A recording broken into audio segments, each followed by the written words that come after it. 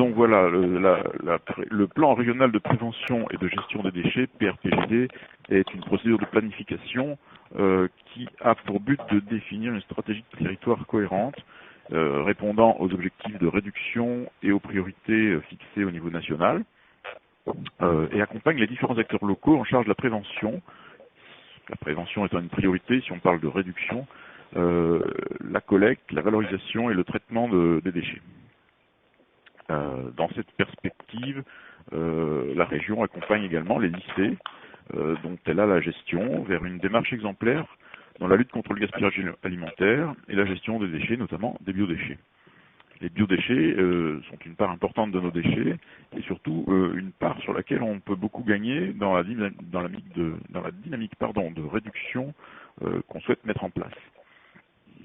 Voilà, sur cette série de webinaires, l'objectif c'est de donner les clés à tous les établissements, plus généralement de l'enseignement et de la santé, dont la restauration est productrice de biodéchets, mais également aux établissements de la restauration collective ou commerciale en général.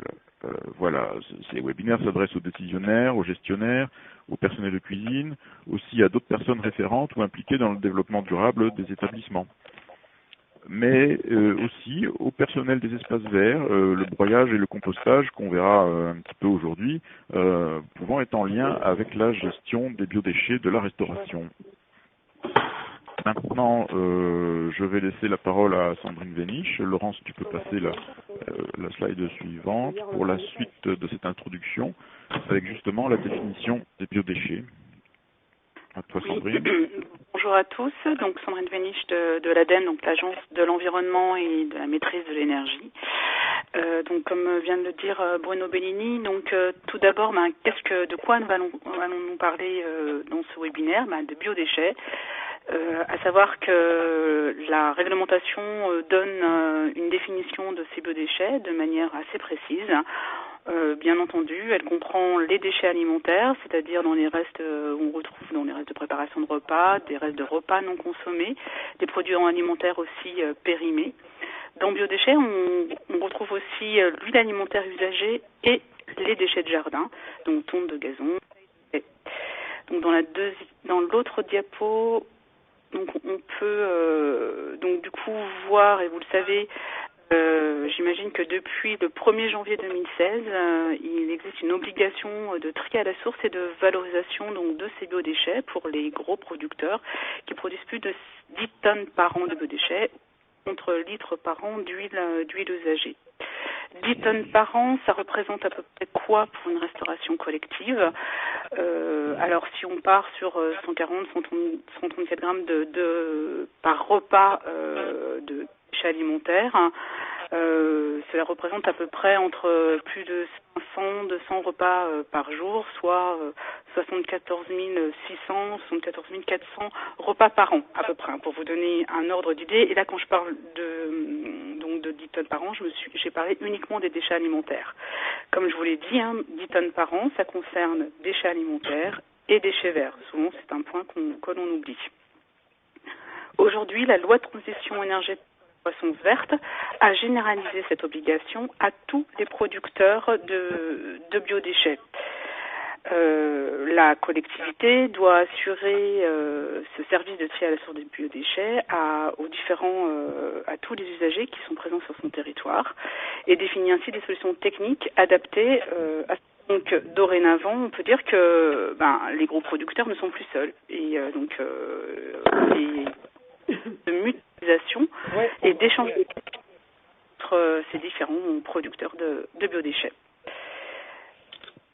Par rapport à la diapo d'après, justement, on vous a précisé la cartographie, on va dire, des territoires qui sont engagés en Nouvelle-Aquitaine dans des programmes zéro déchet, zéro gaspillage, une bonne majorité, comme vous pouvez le constater.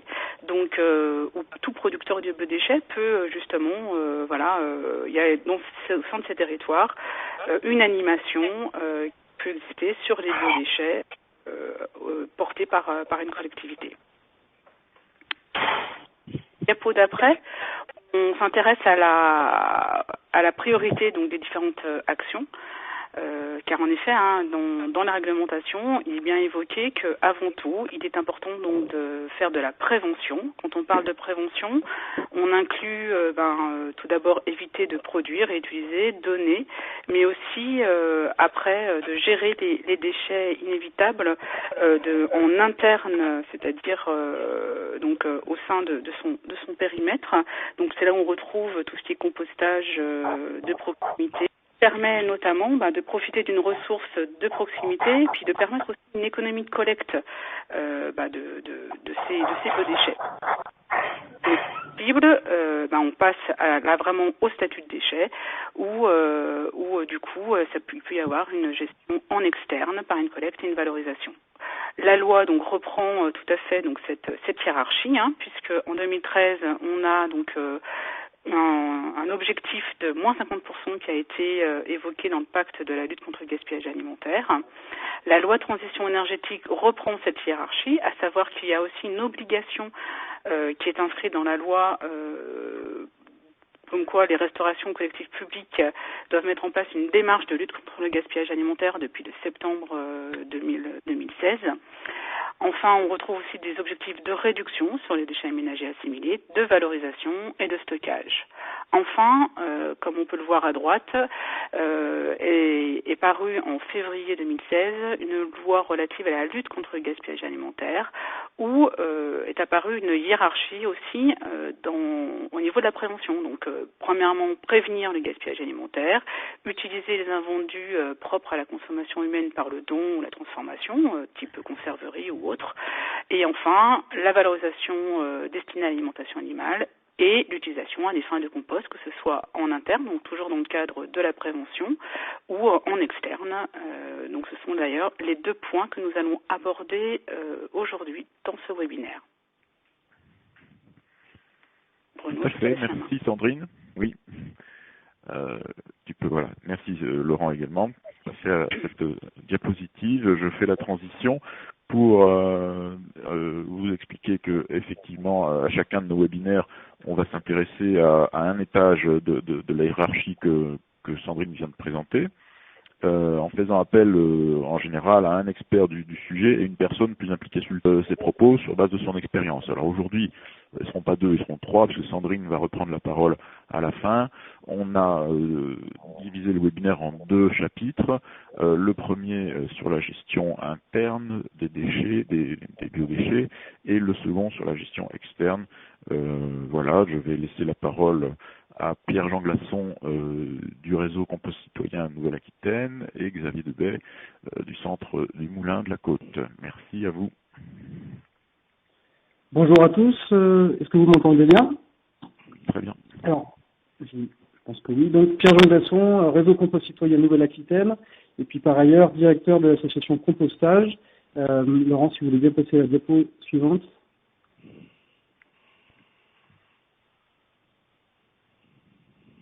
Merci.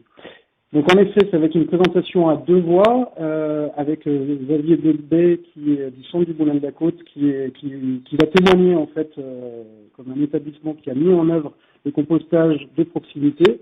Je vais faire une petite présentation au départ sur la gestion interne des biodéchets et juste pour information, vous avez vu que je me suis présenté au nom du réseau Compost Citoyen Nouvelle-Aquitaine. Donc on est deux structures. Aura du Sol, qui est situé en Dordogne, et Compostage, l'association qui est située donc à Poitiers, enfin à Ligugé exactement. On est en lien avec l'ADEME et la région, et on structure un nouveau réseau en Nouvelle-Aquitaine, le réseau Compost Citoyen Nouvelle-Aquitaine. Donc, je vous le présenterai un petit peu plus loin en fin de présentation.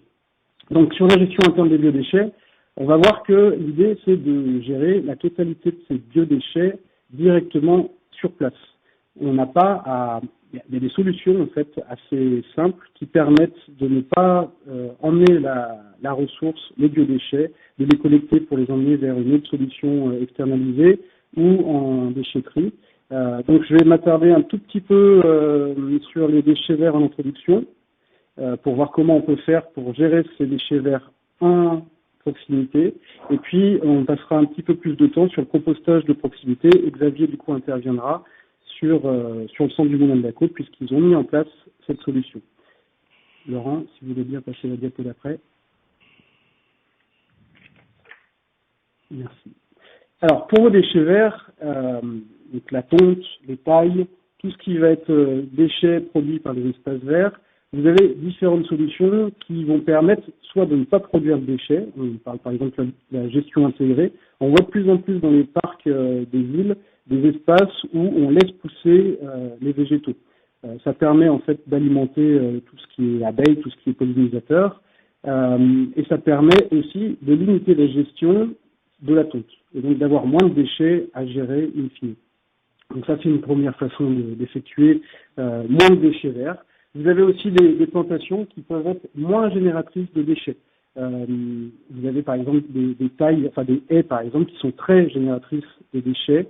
Je pense par exemple à tout ce qui va être laurier, hein, les grosses haies de laurier. Vous pouvez tout à fait envisager des plantations qui sont beaucoup moins génératrices. Voilà, l'éco-pâturage, le mulching. Le mulching, vous avez des tondeuses spécifiques qui permettent de ne pas ramasser la tonte, mais qu'elle soit suffisamment sectionnée en petits brins pour qu'elle aille alimenter le sol sans pour autant être problématique pour ramener de l'herbe dans l'établissement, etc. Et puis enfin le paillage. Enfin voilà, différents panels de solutions pour éviter de gérer les déchets et plutôt voir d'ailleurs cette matière non pas comme un déchet, mais vraiment comme une ressource que vous pouvez gérer directement sur site afin de protéger le sol, l'amender, retenir l'humidité et puis favoriser la microfaune, etc. Et puis bien sûr, on va le voir, amener de la matière carbonée dans vos composteurs. Vous pouvez passer à la diapo suivante. Merci. Alors, désormais, on va voir un petit peu les déchets de cuisine et de table. Et donc, on va voir un peu ce qu'est le compostage de proximité. On vient d'avoir une réglementation, toute nouvelle, puisque datant du 9 avril 2018. Jusqu'à présent, on avait un texte réglementaire, enfin quelque chose qui n'était pas réglementaire, c'était une circulaire datant de décembre 2012, qui donnait des indications sur la bonne gestion d'un compostage de proximité, mais tout en pointant dans cette circulaire des problématiques entre textes réglementaires qui pouvaient peut-être rendre difficile un petit peu le compostage de proximité. Là, la bonne nouvelle, c'est qu'on a enfin, du coup, une réelle définition de ce qu'est le compostage de proximité, une réelle existence réglementaire.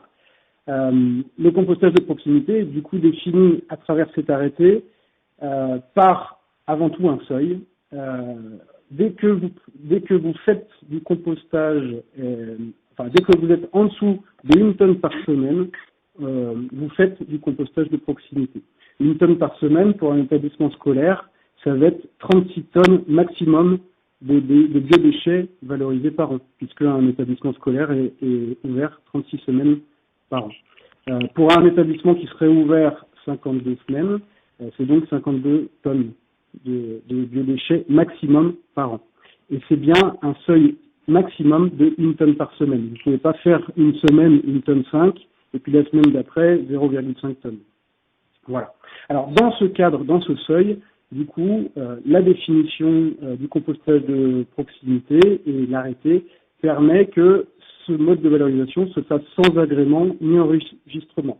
Par contre, le ministère demande à ce qu'il y ait une désignation d'un exploitant. Alors, ça peut être une personne physique ou une personne morale. Il faudra, sur chaque projet, du coup, envisager, réfléchir à qui représentera l'exploitant.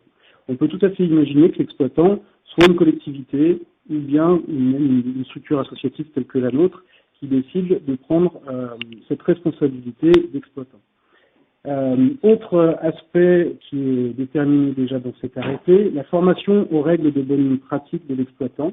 Depuis 2013, en France, on a un référentiel de formation qui est porté par l'ADEME, l'Agence de l'environnement et de la maîtrise de l'énergie, et qui permet en fait, qui a permis au niveau national de définir différents parcours de formation et différents contenus, différents objectifs de formation pour que d'un endroit à un autre, les personnes qui se mettent à faire du compostage de proximité ou de la gestion de proximité aient un niveau de connaissance similaire. L'arrêté, pour l'instant, propose aussi ou impose un relevé régulier de température, sans aller plus loin dans la définition de ce que sera cette régularité. Je vais revenir un petit peu après là-dessus. Et puis, on a la possibilité d'utiliser localement le compost. C'était un petit peu une des craintes qu'on pouvait avoir. On a du coup, grâce à cet arrêté, la possibilité d'utiliser localement, c'est-à-dire soit sur le site de production. Si je prends l'exemple d'un lycée, par exemple, le site de production, ça va être le lycée, mais ça va être aussi potentiellement tout le personnel du lycée, voire potentiellement aussi tous ceux qui amènent des biodéchets. Donc on pourrait intégrer les élèves à cette récupération de compost. On peut tout à fait envisager qu'une collectivité qui est partie prenante pourrait du coup utiliser ce compost. Et par contre, l'usage doit être local et la localité est définie comme l'intercommunalité actuellement. Alors, pour l'instant, l'arrêté est encore un peu imprécis sur l'aspect notamment de température. Il va y avoir un retoilettage de la circulaire d'ici à septembre, on va dire, pour permettre de donner des aspects plus concrets encore sur la bonne gestion du compostage. Voilà. Je vais laisser du coup la parole à Xavier pour présenter le centre du Moulin de la Côte qui va être l'exemple d'une opération de mise en place du compostage de proximité. Xavier ? Oui, bonjour à tous. Donc je suis Xavier Debé, je suis le directeur adjoint du centre du Moulin de la Côte au château d'Oléron. Donc sur l'île d'Oléron, nous organisons des accueils de groupes enfants, adultes dans le cadre de classes de découverte ou de séjours vacances.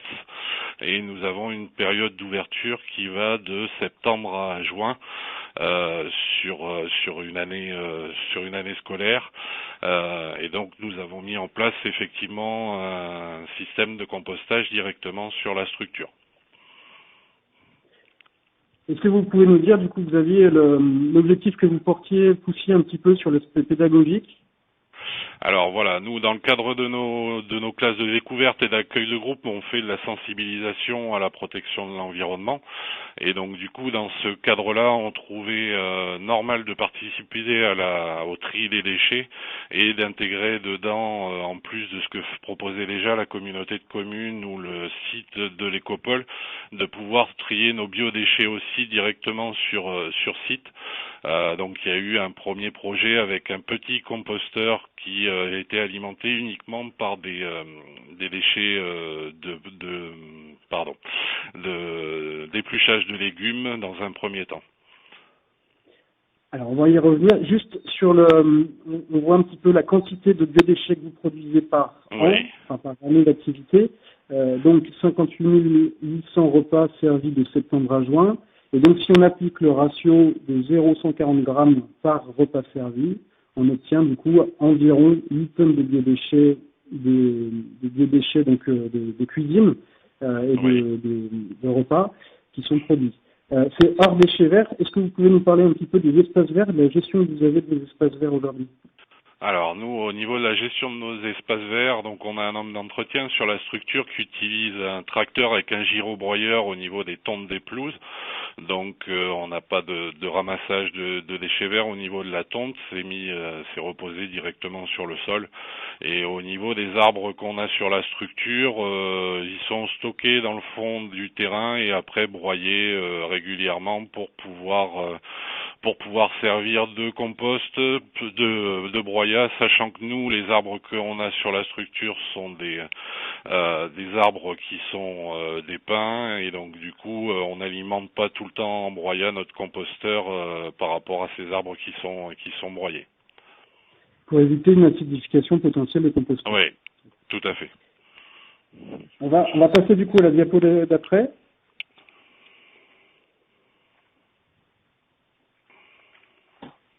Donc, comme vous nous le disiez, vous aviez, avant 2016, mis en place un premier composteur qui avait plutôt une vocation pédagogique et qui était géré par les animateurs.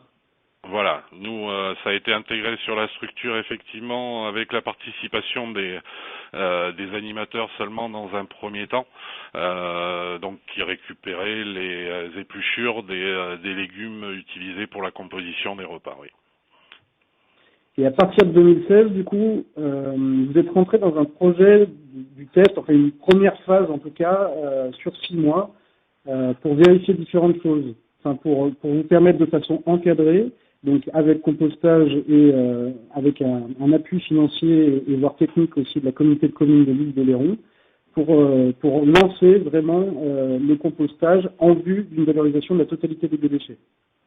Voilà, tout à fait. Nous, ça a toujours été dans notre démarche de pouvoir effectivement mettre en place une activité liée au compostage sur la structure. Donc après ce premier test d'avant 2016 qui s'est fait juste avec la mise à disposition d'un composteur par la communauté de communes et une difficulté d'implication du personnel sur toute une saison, on a voulu retravailler notre projet et c'est là que la communauté de communes et l'Écopole et Sylvie Le Bourris nous ont proposé de nous appuyer et en plus de nous appuyer d'autant plus avec la participation de l'association Compostage effectivement. Du coup, en effet, l'idée de ce test, c'était pendant 6 mois tester et voir comment pouvait s'organiser l'équipe en lien avec la gestion des déchets. Donc, on a apporté des petits composteurs. En effet, au départ, pour uniquement gérer les déchets de la préparation et pas de la totalité de la production de cuisine. Et ce qui a permis en fait de lever un petit peu, enfin d'identifier différents freins et potentiellement des leviers également, et de trouver une organisation interne et de juste vérifier que ce mode de valorisation soit bien en adéquation avec l'équipe et peut-être avec le site également. Est-ce que vous avez un retour sur les freins que vous avez pu rencontrer au fur et à mesure de ce démarrage ? Alors, c'est vrai que nous, les freins qu'on a pu avoir étaient au niveau de la participation du personnel de cuisine, ce qui, même si les pelures étaient mises de côté de préparation, pour eux, ils trouvaient que c'était un travail supplémentaire à faire. Donc, il a fallu travailler sur cette valorisation après, sur quel était l'objectif de pouvoir faire du compost et de son utilisation par la suite avec un projet de jardin pédagogique à venir et de pouvoir faire en sorte que chacun ait ses missions vis-à-vis de cette participation et de faire participer aussi l'homme d'entretien qui lui était chargé d'alimenter le compost et de gérer l'apport de broyat pour avoir une utilisation adéquate des composteurs. Donc là, vous parlez de différents services, la cuisine, l'administration, l'agent de terrain. En effet, ces projets sont vraiment des projets d'établissement dans lesquels chaque partie, enfin chaque secteur de l'activité ou de l'établissement doit être partie prenante de l'opération. Et c'est vrai que le démarrage comme ça sur un premier test, un démarrage assez lent, permet réellement de chercher et d'organiser cette intégration et cette implication de l'ensemble. Oui, donc le bilan au bout de 6 mois était positif ? Oui, tout à fait. Le bilan était positif, chacun avait trouvé son fonctionnement par rapport à la mise en place de ce composteur et nous on voulait pousser à l'excès le tri de l'ensemble de nos déchets sur la structure en faisant participer aussi bien les personnes accueillies que les personnes encadrantes. Et donc, vous avez décidé de poursuivre ce mode de valorisation en passant à la totalité, en valorisant par compostage de proximité la totalité de vos déchets. De nos biodéchets, effectivement, ce qui a engendré la mise en place de différents slots de compostage dans chacune de nos salles à manger où on demande aux élèves et aux enseignants de pouvoir participer avec leur reste d'assiette à l'alimentation du composteur, en cuisine avec la mise en place de différentes contenants pour pouvoir récupérer aussi les restes de plats qu'il peut y avoir ou les restes de préparation. On trie au genou-moule dans le cadre d'une mise en place avec la communauté de communes de ramassage pour une valorisation, plus le tri de nos déchets qui sont recyclables ou pas. Donc effectivement, là, on est passé dans une organisation dans le cadre de notre projet d'établissement où l'ensemble des personnes accueillies et des personnes intervenant sur le centre participent à l'alimentation du composteur en ayant toujours dans l'idée quand même de limiter le nombre de biodéchets qu'on peut avoir en retravaillant sur nos menus et en modifiant nos menus pour faire en sorte que on limite nos biodéchets malgré tout. Donc c'est ça, à partir de mars 2017, vous êtes passé à la totalité. Donc comme on le voit sur la diapo avec la photographie, très clairement les petits composteurs qui avaient été mis initialement ont dû être remplacés par des gros composteurs. Là c'est deux bacs de 2,5 mètres cubes plus un bac de broyat. Et vous avez du coup un bac d'apport qui permet de faire le mélange initial entre les déchets frais plus un apport de broyat. Et ensuite, ce qu'on appelle le retournement. Donc, on passe du bac qui est, c'est ce que Monsieur Tonglet est en train d'effectuer sur la photo. On passe la matière qui est déjà commencée à composter dans le bac de droite. Ces composteurs, simplement, le retournement, on a fait installer ces composteurs parce que le retournement peut être mécanisé. On a une structure en Nouvelle-Aquitaine qui a travaillé sur un petit engin qui permet la mécanisation de ce retournement. Combien de temps met M. Tonglet, ou vous m'avez dit qu'il y avait un nouvel agent sur cette activité-là, pour faire un retournement? Alors oui, effectivement, depuis cette année, M. Tonglet s'en est beaucoup occupé sur l'année 2017. Aujourd'hui, on a fait intervenir une autre personne en complément qui est chargée de ne s'occuper pas que du composteur, mais qui est la seule personne à intervenir sur le composteur, parce qu'on s'était rendu compte de la difficulté quand plusieurs personnes intervenaient dessus au niveau de sa gestion. Par rapport à l'approvisionnement du composteur, on est sur une demi-heure par jour pour pouvoir alimenter et gérer le composteur. Par rapport à un retournement, on est sur 2 heures à 2 heures et demie d'intervention pour effectuer un retournement pour une personne seule. Et la fréquence de ces retournements? Nous là, on est sur une base de 2 mois d'activité pour avoir un retournement. Est-ce que ça a été simple du coup pour l'équipe de prendre en charge cette nouvelle organisation? Alors, beaucoup plus simple cette année, vu que c'était inscrit complètement dans notre projet d'établissement, et le recrutement, parce que nous on travaille beaucoup avec des personnes saisonnières, impliquait la participation des gens et une idéologie commune au niveau de la valorisation des biodéchets. Donc on n'a pas eu cette année de problématique vis-à-vis de la participation. Voilà, il n'y a pas eu de problème particulier. Quel frein vous constatez, ou alors vous avez pu vivre, et comment vous les avez levés là dernièrement? Alors, nous, les freins qu'on a pu avoir, c'est de pouvoir, on a eu, c'était l'année dernière, des problèmes olfactifs vis-à-vis du compostage, des odeurs qu'on pouvait avoir, qui étaient par un manque d'apport de broyat par rapport aux quantités de denrées alimentaires qu'on mettait dedans, ou aussi au niveau d'atteindre d'une bonne température pour pouvoir faire travailler le compost lui-même. Après, l'intérêt d'être suivi par compostage ou Sylvie Le Boris de la communauté de solliciter les gens et d'avoir une aide qui nous permet de remédier à ça ou d'utiliser plus correctement le composteur. Le dernier exemple en date, avec des petites quantités de biodéchets, d'éviter de les étaler et de plutôt le faire par tranche, ce qui nous a permis de régler nos soucis d'odeur et de température par rapport à une bonne utilisation du compost.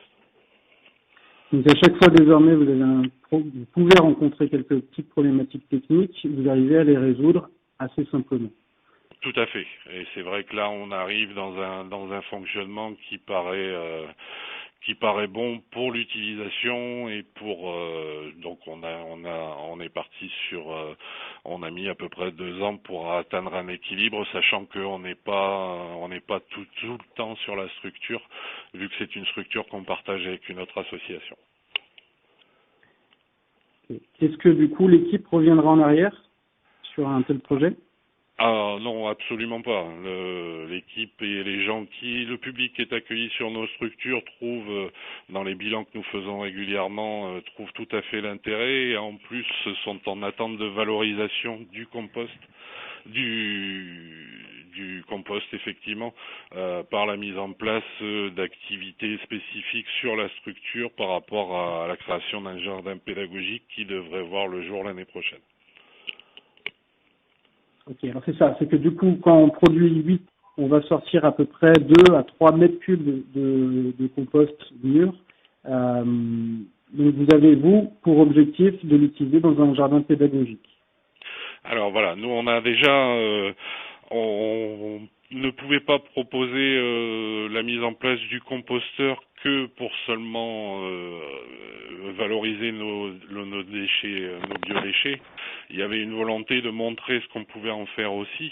Donc déjà, nous on avait récupéré du compost qui venait de l'écopole, vu qu'on n'avait pas encore produit le nôtre, pour alimenter nos jardinières et faire pousser quelques plantes dedans pour montrer la valorisation qui était possible. Et cette valorisation, effectivement, avec cette année supplémentaire et des quantités plus importantes de compost, l'objectif est de montrer effectivement qu'il y ait une activité pédagogique de mise en place sur la structure et qu'on puisse le valoriser auprès des publics accueillis et de montrer que leur participation a une valorisation en réduisant le nombre de déchets dans nos poubelles, mais aussi en servant pour pouvoir alimenter un potager pédagogique. Ok. Merci beaucoup. Je crois qu'on va attendre les questions pour compléter. On va juste passer à la dernière diapositive.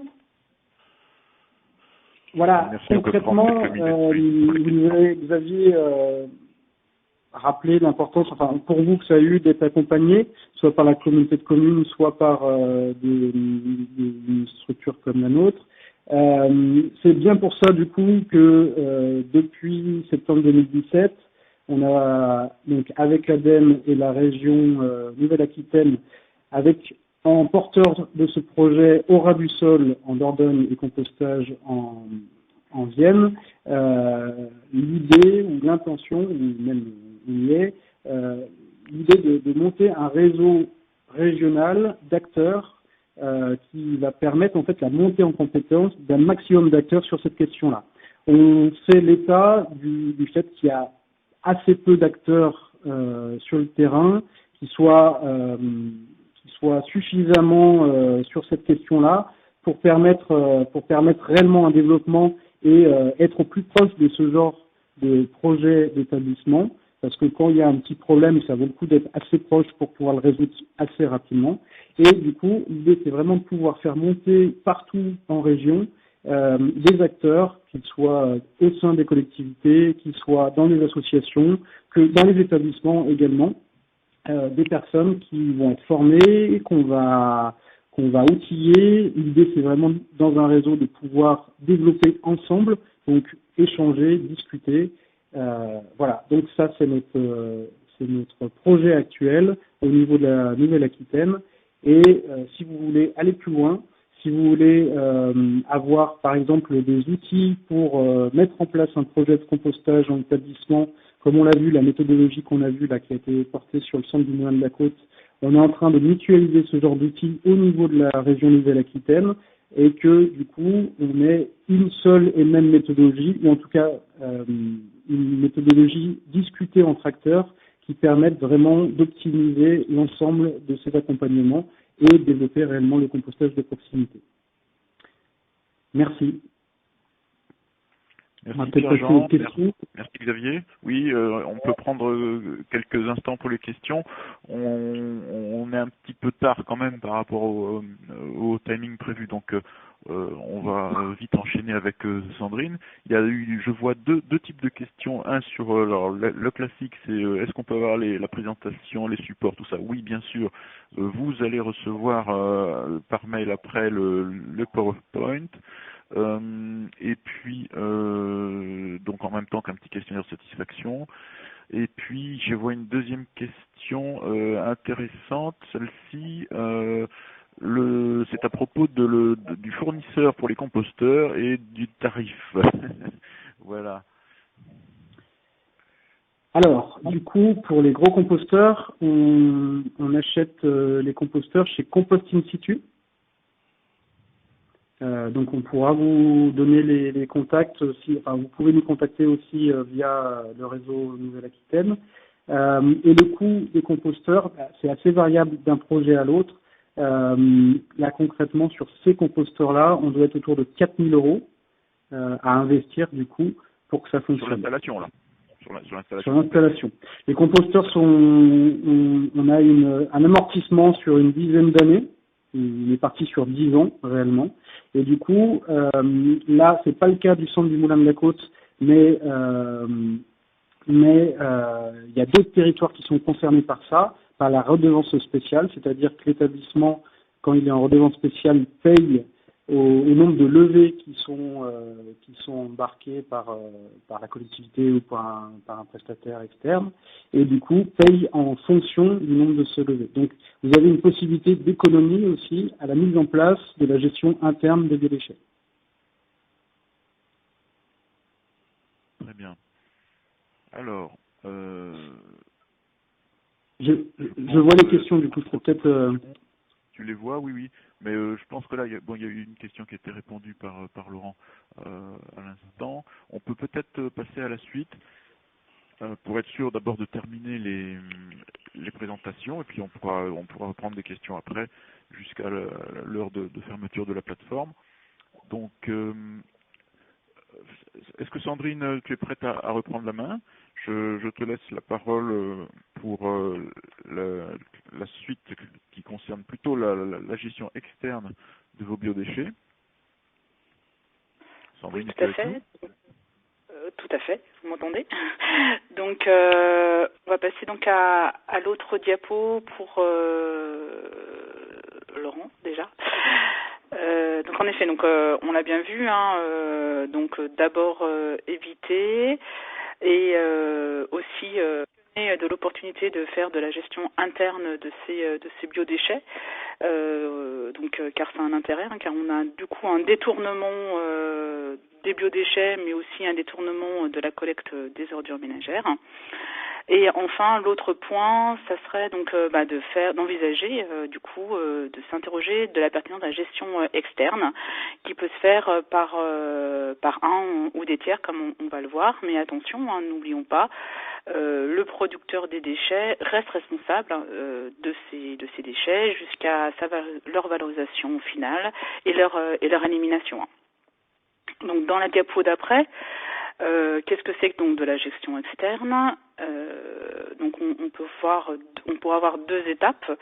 Bien sûr la collecte et puis de la valorisation centralisée ou qui peut se faire par deux types de valorisation qui sont soit par compostage, donc qui produit ainsi un amendement organique, ou par méthanisation qui est une fermentation mais en absence d'air, hein, qui peut produire aussi un amendement organique et de l'énergie. À recevoir des biodéchets sur ces unités. Ces unités soient dotées d'un agrément sanitaire. Et que ce soit la collecte de la valorisation, voire intervention de un ou plusieurs prestataires. Tout d'abord, pour la collecte, je me permets de vous rappeler que pour les collectivités, en tout cas, qui peuvent assurer aussi la collecte donc des ménages et des assimilés, la collectivité a avant tout la compétence d'intervenir sur les ménages et il n'a pas obligation de collecter les biodéchets des professionnels. Donc cette prise en charge doit s'effectuer donc sans suggestion technique particulière. Une redevance spéciale aussi peut être mise en place pour couvrir notamment l'entière le service complet qui est assuré par la collectivité. Pour autant, en effet, une synergie est intéressante et doit être trouvée avec d'autres, avec la collectivité, dans la gestion donc des biodéchets des ménages et des professionnels, pour rentabiliser que ce soit les équipements, notamment. Donc, à savoir que des travaux sont en cours actuellement au niveau de l'ADEME pour mieux définir les limites du service public. Donc, des travaux qui sont en cours au niveau du siège de l'ADEME. Autre point, des synergies peuvent aussi exister entre producteurs professionnels, privés, donc d'une même zone d'activité. On peut citer par exemple le cas de Biotop,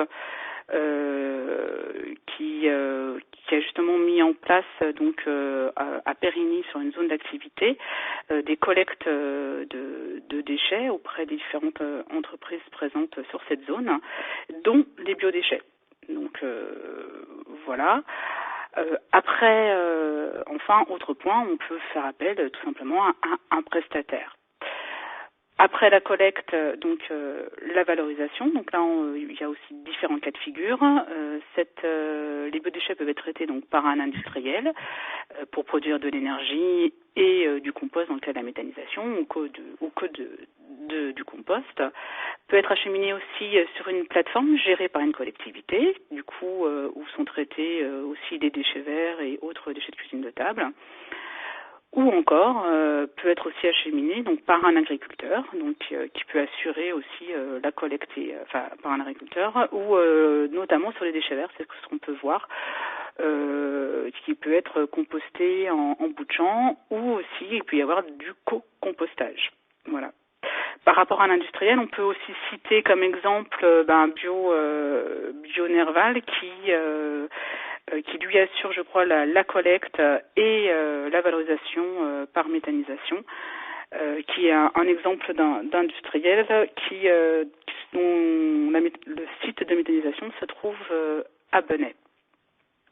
Donc là on a cerné 2 étapes, mais dans l'autre diaporama, dans l'autre diapo, on peut y avoir aussi, dans un cas particulier, pour le cas de biodéchets emballés, une autre étape qui s'insère qui est le déconditionnement de ces biodéchets emballés. Cette étape-là peut se trouver à part, un site à part, ou se trouver sur le site même de la méthanisation. Alors comment ça fonctionne? Donc on a donc des biodéchets emballés qui sont mis donc dans ce déconditionneur.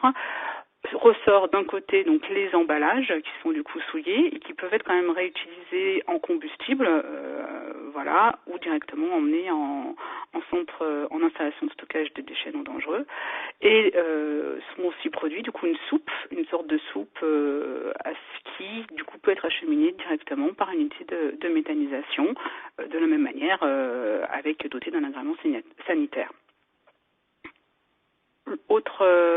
Dans l'autre diapo, on peut se poser la question du pré-traitement. Y a-t-il un pré-traitement en amont de la collecte de biodéchets? Alors, ce n'est pas nécessaire. Certaines entreprises proposent des solutions. Notamment, on peut citer la solution du sécheur.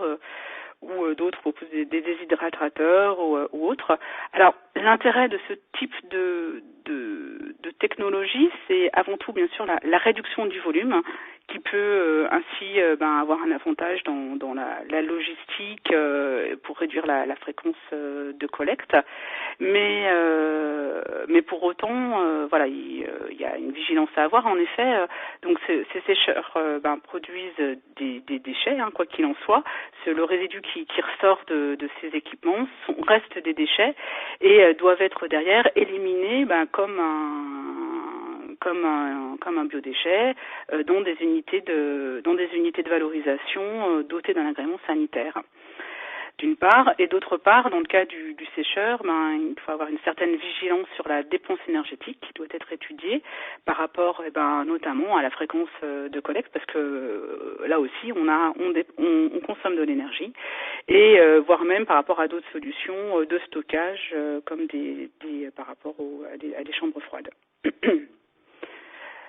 Voilà, donc sur l'autre diapo, ce qu'on peut dire en fait dans la gestion externe, c'est déjà de trouver en fonction de votre profil et de votre territoire, trouver votre solution qui est propre.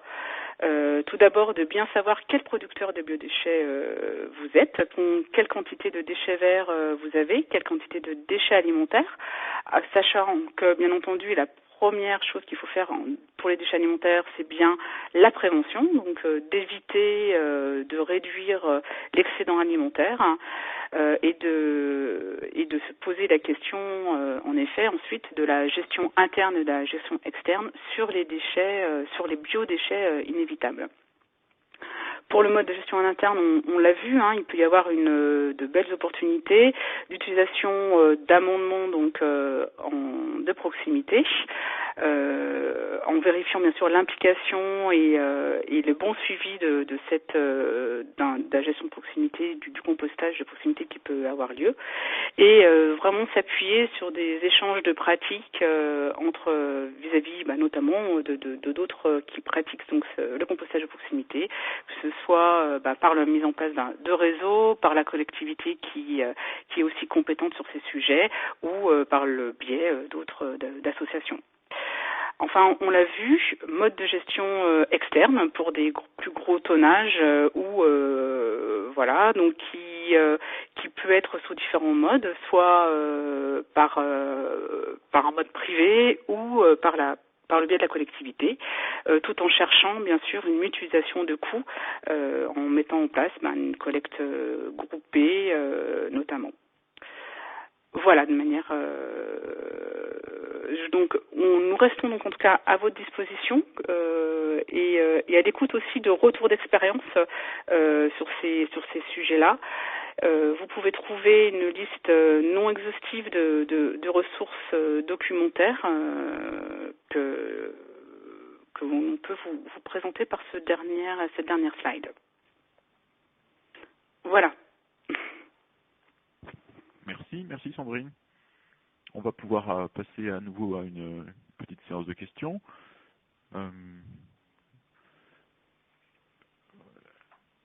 Est-ce que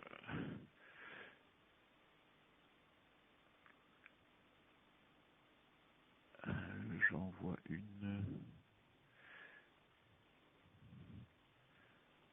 Pas trop de questions là sur cette deuxième partie. Alors, peut-être reprendre, il y avait d'autres questions qui n'avaient pas été évoquées, Bruno, je me permets. Oui. Alors, il y avait notamment il y a la question de l'achat groupé qui est évoquée là par Pierre-Jean Glasson. Donc en effet, je crois qu'on aura un webinaire.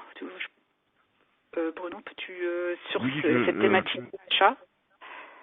Nous devons remercier les personnes qui ont répondu aux inscriptions, à la question sur les sujets proposés. Deux gros sujets qui se dégagent, c'est un qui est plus sur la réglementation et un qui est plus sur l'achat responsable, effectivement, éventuellement les groupements d'achat, les leviers de réduction et les prescriptions environnementales qu'il peut y avoir au niveau de l'acte d'achat. Voilà. On aura ça sans doute plutôt après la rentrée scolaire de septembre. Très bien. Et il me semble aussi qu'il y avait une autre question sur y a-t-il un réseau qui va se former dans le 64 ? On peut dire, notamment le réseau là, le projet de réseau en tout cas animé par Compostage et Aura du Sol, donc le réseau compost citoyen Nouvelle-Aquitaine, pour toute la Nouvelle-Aquitaine. Donc tous les départements sont donc concernés et feront partie de ce réseau-là. On peut d'ailleurs peut-être, Pierre-Jean, si tu as la parole, préciser qu'il y a peut-être des journées centralisées qui auront lieu prochainement. Oui, alors il y a des journées décentralisées techniques suite à des rencontres des différents territoires. Du coup, le 21 juin à Pau, le 22 juin à Limoges et le 13 septembre à Oléron, justement au centre du Moulin de la Côte. Il y a une question sur les de Laurent Jarry, et c'était, je crois, sur le compostage de proximité. Est-ce qu'on peut mettre les coquillages dans les composteurs en proximité? Alors du coup, il y a quelque chose qu'il faut vérifier, c'est est-ce que les coquilles des coquillages rentrent dans les sous-produits animaux de catégorie 3, qui sont généralement les déchets de cuisine et de sable, ou est-ce que on est dans les sous-produits animaux de catégorie 2 qui posent un tout petit peu plus de problèmes sanitaires? Ce qui est sûr, c'est qu'en Charente-Maritime, on a de plus en plus de déchetteries qui accueillent ces coquillages en vue d'une valorisation matière. Les coquilles de coquillages sont retransformées pour faire du paillage, pour faire de l'alimentation pour les poules, etc. Donc juste cette précision par rapport au coquillage. Voilà. Mais autrement, dans un composteur autonome en établissement, on peut bien mettre la totalité des déchets carnés en mélange avec le reste. Et puis, il y avait une question sur est-ce que en cas d'un tri mécano-biologique, alors c'est peut-être plus Sandrine qui va pouvoir répondre, mais il me semble quand même que le tri à la source des biodéchets est mis en avant comme la solution à mettre en œuvre plutôt que le mélange de ces matières pour ensuite les séparer. Sandrine ? Oui, tout à fait. Donc en effet, dans le cas d'un traitement mécano-bio, ça n'exonère pas l'obligation de la généralisation du tri à la source des biodéchets, donc qui est mis dans la loi. Donc en effet, il faut mettre en place un tri à la source des biodéchets. Donc après, peut se poser la question en effet de la pertinence de ce tri mécano-biologique. Et du coup, on peut s'interroger, de la conversion peut-être de cette unité-là. C'est vrai que, donc là, on ouvre un débat avec cette question. Là, on se tient à la disposition de la personne qui a fait cette question pour approfondir en tout cas les éléments vis-à-vis de cette configuration particulière, de la présence d'un tri mécano-bio. Voilà. Il y a une question. Alors je crois qu'il y a aussi il a été évoqué bien sûr l'exemple de Moulineau. Alors je l'ai pas évoqué puisque c'est parisien entre guillemets comme exemple. Donc Moulineau qui est une entreprise en effet qui a mis en place une collecte sélective des biodéchets auprès des restaurateurs traditionnels, qui fonctionne très bien et qui est assez connu, je dois avouer, très très médiatisé, et qui est un très bel exemple en effet de collecte de biodéchets, alors plutôt restauration traditionnelle, mais on est vraiment sur le cas d'une organisation mutualisée et portée par une structure professionnelle. Alors moi, je peux juste compléter avec un exemple récent et plus local, mais limité aux huiles usagées, les huiles alimentaires usagées. Je crois que c'est au niveau du bassin d'Arcachon avec la Cobas. Oui, et aussi, en effet, c'est assez développé ce type de collecte. Oui.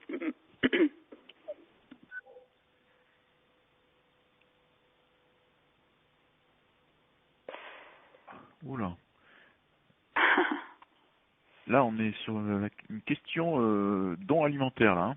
Je ne sais pas si on a quelqu'un pour répondre ici à propos du pain dans le Béarn. Quelqu'un veut répondre? Alors, peut-on mettre en place un tri du pain pour dons aux animaux? Alors, là aussi, on peut dire qu'il y a un autre webinaire qui va se passer sur les sous-produits animaux. notamment qui va être assuré par les services de l'État, donc ils seront plus à même de répondre. Par contre, en effet, sur cette question-là, parce qu'elle est assez pointue en fin de compte, sur le pain, pour avoir assisté déjà à son intervention, à Annika Gouzet qui serait la personne idoine. Pour le pain, alors on peut, mais pas sous n'importe comment, et en fait il faut, voilà, et pas le pain qui a été mis à disposition au niveau des usagers, mais vraiment le reste de pain qu'il y a hors au sein de la cuisine. Et derrière, il faudra envisager une cuisson pour qu'il puisse être donné aux animaux. Donc voilà, je ne rentre pas dans les détails car je laisserai Annika Gouzet apporter tous ces éléments. Je regardais l'heure, je me disais que c'est quand même le moment. Il y avait un petit peu moins de questions. On est désolé pour ceux s'il y en a qui arrivent encore avec de nouvelles questions. On va simplement vous remercier d'avoir suivi ce webinaire et puis nous espérons qu'il a répondu à vos attentes. Les webinaires sont enregistrés et on a la possibilité de les remettre en ligne un peu plus tard, donc vous recevrez les informations en temps utile. Voilà, donc merci à nos intervenants, merci à l'ADEME pour la logistique. Au revoir à tous.